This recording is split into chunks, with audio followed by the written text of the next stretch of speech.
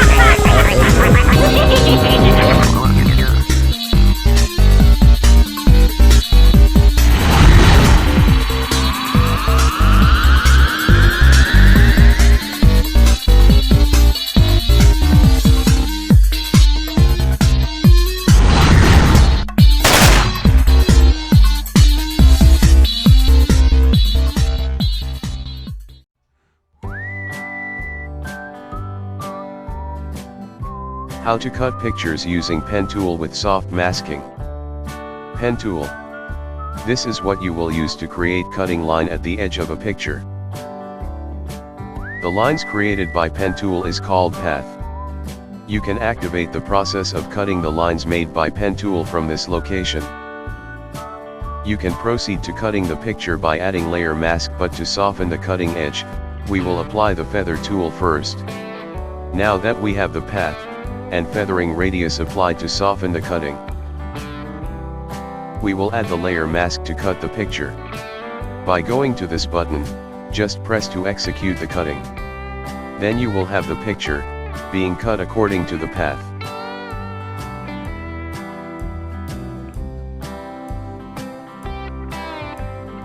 How to smoothen picture edges with brush tool over vector mask. First, make sure to choose and click the layer mask area. Then proceed to choose and use the brush tool. Make sure to choose the blur tip type of brush. Adjust the opacity of the brush tool effect according to your desired range. Then proceed to apply the brush stroke to the desired area where you want to gradually erase. The next video will show you how you can actually apply these tutorials. Using your mouse, point the tip of pen tool to the desired location to start, and then left click your mouse. Then on the succeeding point, drag your mouse and see how the curve behave. Left click your mouse again as you find the right curve. Do the same process until the first and last points meet and closes.